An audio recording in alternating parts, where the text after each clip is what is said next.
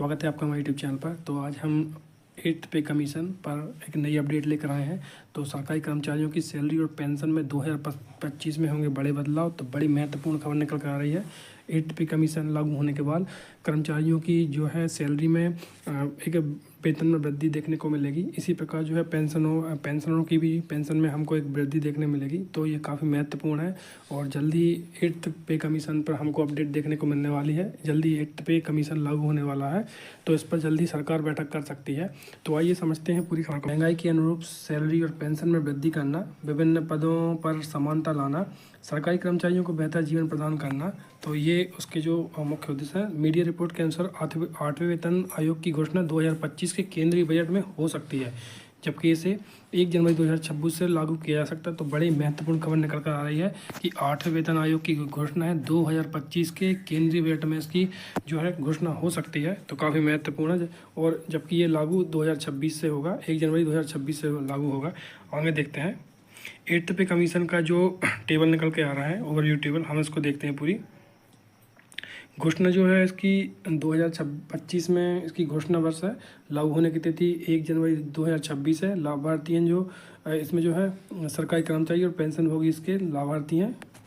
और मौजूदा fitment factor, तो यही सबसे मुख्य बात जो निकल कर आ रही है, आप देख सकते हैं यहाँ पे का जो अभी वर्तमान में जो फिटमेंट फैक्टर चल रहा है वो 2.57 चल रहा है, 2.57 अभी चल रहा है। 7वें वेतन आयोग में 2.57 अभी चल रहा है। और हम संभावित फिटमेंट फैक्टर की बात कर रहे हैं, तो यहाँ पर जो है फिटमेंट फैक्टर जो है कर्मचारी 2.86 की मांग कर रहे हैं। तो बिल्कुल जो अगला फिटमेंट फैक्टर है हमको जो देखने को मिलेगा 8वें वेतन आयोग में 2.86 2.86 हमको फिटमेंट फैक्टर देखने को मिलेगा। तो अभी जो मौजूदा जो हम इसमें सैलरी देख रहे हैं वो 18,000 है। मौजूदा है न्यूनतम सैलरी 18,000 है। और जैसे ही 2.86 फिटमेंट फैक्टर आएगा तो न्यूनतम सैलरी जो है 51,480 हो जाएगी। ये काफ़ी महत्वपूर्ण है कि जैसे ही फिटमेंट फैक्टर 2.86 की जो हम बढ़ोतरी देखेंगे, 2.57 से बढ़ोतरी 2.86 तक जब आएगी तो न्यूनतम सैलरी जो है 51,480 हमको देखने मिलेगी। इसी प्रकार जो है पेंशनरों की जो न्यूनतम अभी हम देख रहे हैं कि 9,000 है। और इस प्रकार जो है पेंशनरों की भी जो है न्यूनतम पेंशन अभी जो वर्तमान में 9,000 है। इसके बाद जो है फिटमेंट फैक्टर 2.86 और जब 8वां वेतन आयोग लागू होगा तो इसमें पेंशनों की पेंशन है वो भी इसमें बढ़ोतरी दिखेगी। तो वो 25,740 की हमें बढ़ोतरी दिखेगी। तो काफ़ी महत्वपूर्ण है। 8वें वेतन आयोग में फिटमेंट फैक्टर 2.86 होने के बाद जो परिवर्तन देखने को मिलेंगे वो हमें कर्मचारियों की जो वेतन सैलरी में हमें 51,480 का परिवर्तन देखने को मिलेगा। उसी प्रकार जो है पेंशनों की पेंशन में 25,740 का हमें परिवर्तन देखने को मिलेगा। आइए समझते हैं फिटमेंट फैक्टर क्या है। तो देखते हैं फिटमेंट फैक्टर वह गुणांक है जिसके आधार पर सरकारी कर्मचारियों की बेसिक सैलरी तय होती है। बिल्कुल 7वें वेतन आयोग में फिटमेंट फैक्टर जो था 2.57 था 7वें वेतन आयोग में, जिसमें न्यूनतम सैलरी 18,000 तय हुई थी। तो जब ये उस समय जो अभी जब 7वें वेतन आयोग का जो गठन हुआ था, आयोग लागू हुआ था, तो उसमें जो फिटमेंट फैक्टर 2.57 था और जिससे न्यूनतम सैलरी 18,000 तय हुई थी। और 8वें वेतन आयोग में फिटमेंट फैक्टर को बढ़ाकर 2.86 करने का प्रस्ताव है। बिल्कुल, तो फिटमेंट फैक्टर ये हमको इसमें 8वें वेतन आयोग में वृद्धि देखने को मिलेगी। और इससे जो है न्यूनतम सैलरी जो है 51,480 रुपये बिल्कुल हो सकती है, जैसे ही फिटमेंट फैक्टर 2.86 होगा। और इसमें जो वेतन में हमें वृद्धि मिलेगी 51,480 रुपये की हमको वेतन वृद्धि मिलेगी। फिटमेंट फैक्टर का जो प्रभाव हमको देखने को मिलेगा इसमें इस प्रकार मिलेगा कि सैलरी में इसका सीधा इजाफा मिलेगा, वेतन में वृद्धि देखने को मिलेगी। पेंशन भोगियों को भी इसमें लाभ होगा। तो बिल्कुल पेंशन भोगियों को भी इसमें लाभ होगा। महंगाई भत्ते के आधार पर ये बढ़ जाएगा और महंगाई भत्ते के अनुसार ये बढ़ जाएगा। तो आगे देखते हैं। आप यहाँ देख रहे हैं कि सैलरी पेंशन में संभावित जो बढ़ोतरी है, हम सैलरी संरचना आपको दिखाते हैं। इसमें नीचे दी गई तालिका में हम यहाँ पर मैट्रिक्स पे लेवल पर सैलरी कैसे बदलती है हम देखते हैं। यहाँ पे आप यहाँ देखिए कि जो लेवल 1 है यहाँ पर 7वें वेतन आयोग के अनुसार 18,000 है और 8वें वेतन आयोग के अनुसार ये 51,480 आती है, क्योंकि फिटमेंट फैक्टर जो है 2.86 का है। यहाँ पर फिटमेंट फैक्टर है 2.86 का फिटमेंट फैक्टर, जबकि यहाँ पर जो फिटमेंट फैक्टर था 2.57 था। अब यहाँ पर जो है लेवल 1 की बात कर रहे हैं, लेवल 2 में यही 19,900 दिखेगा। और 8वें वेतन आयोग में 19,000 जो था 7वें वेतन में, और 8वें वेतन आयोग में 56,914 हमको देखने को मिलेगा। लेवल 3 की बात करें तो 21,700 जो 7 वेतन आयोग में था, 8 वेतन आयोग में 62,062 देखने को मिलेगा। और लेवल 4 में जो था 25,500 भी 7 वेतन आयोग में चल रहा है, और 8 वेतन आयोग में यही हमको 72,930 देखने को मिलेगा। लेवल 5 में जो है 29,200 अभी है, और 83,512 हमको जो देखने को मिलेगा। तो बिल्कुल बहुत महत्वपूर्ण है। फिटमेंट फैक्टर जो है 2.86 होने से बहुत ही अच्छा परिवर्तन देखने को मिलेगा। अब यहाँ देखिए पेंशन की संरचना देखते हैं। अगर फिटमेंट फैक्टर को बढ़ाकर 2.8 से किया जाता तो पेंशन में क्या प्रभाव पड़ेगा देखते हैं। जो पेंशन है अभी वो मौजूदा पेंशन, वर्तमान पेंशन जो है 7वें वेतन आयोग के अनुसार 9,000 है, और इसमें न्यूनतम पेमेंट, और हम देखेंगे कि जब जैसे ही ये 8 वेतन आयोग लागू होता है तो उसमें न्यूनतम पेंशन जो है 25,740 इसमें हमको देखने मिलेगा। तो बिल्कुल 25,740 की हमको यहाँ पेंशन देखने को मिलेगी। काफ़ी अच्छी खबर है ये। आगे देखते हैं, 186% तक हो सकती है वृद्धि। तो ये कर्मचारियों के लिए एक अच्छी खुशखबरी देने वाली है कि 8 वेतन आयोग के बाद 186% की वृद्धि देखने को मिलेगी। मीडिया रिपोर्ट्स के अनुसार 8 वेतन आयोग के लागू होने पर सैलरी और पेंशन में लगभग 186% की वृद्धि देखने को मिल सकती है। इसका मतलब यह हुआ, आगे देखते हैं, जिनकी मौजूदा बेसिक सैलरी 18,000 रुपये है तो वह बढ़कर कितनी हो जाएगी, ये हमको देखती है 51,480 हो जाएगी। जिनकी अभी मौजूदा बेसिक सैलरी 18,000 है तो ये बढ़कर हमको 51,480 देखने को मिलेगी। इसी प्रकार जिनकी मौजूदा पेंशन 9,000 रुपये है तो यह 25,740 रुपये देखने को मिलेगी। तो पेंशनरों को भी एक अच्छी पेंशन इसमें देखने को मिलेगी। काफ़ी महत्वपूर्ण है 8वां वेतन आयोग।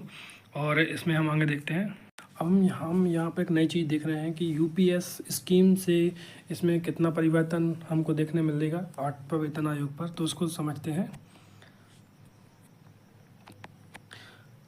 सरकार ने हाल में ही यूपीएस यूनिफाइड पेंशन स्कीम की घोषणा की थी। यह योजना नेशनल पेंशन सिस्टम मतलब एनपीएस की से अलग होगी, और इसमें रिटायरमेंट से पहले की औसत एनपीएस से अलग होगी। इसमें रिटायरमेंट से पहले की औसत मासिक सैलरी का 50% फिक्स के रूप में मिलेगा। तो यहाँ हम एक जो नई बात देखने को हमको मिल रही है, आइए इसको हम और अच्छे से समझते हैं कि सरकार ने जो यूनिफाइड पेंशन स्कीम यूपीएस की घोषणा की है, यह योजना एनपीएस से अलग होगी। तो देखते हैं, इसमें रिटायरमेंट से पहले की औसत मासिक सैलरी का 50% फिक्स के रूप में मिलेगा। तो अब यही है कि इसमें नया देखने को यही मिलेगा कि रिटायरमेंट से पहले की औसत मासिक सैलरी का 50% इसमें पेंशन के रूप में देखने को मिलेगा। और समझते हैं महंगाई भत्ते के बारे में। हम देखते हैं महंगाई भत्ता हर 6 महीने में संशोधन होता है।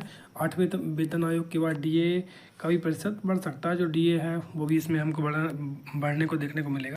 8वें वेतन आयोग में जो है हमको एक अन्य भत्ते भी देखने को मिलेंगे, जैसे ट्रांसपोर्ट अलाउंस टीए हमको देखने को मिलेगा, हाउस रेंट अलाउंस है, एचआरए है, और अन्य भत्तों में भी इसमें वृद्धि होगी 8वें वेतन आयोग के बाद में। जो हम देखेंगे कि ट्रांसपोर्ट टीए और एचआरए और अन्य भत्तों में इसमें हमको बढ़ोतरी देखने को मिलेगी।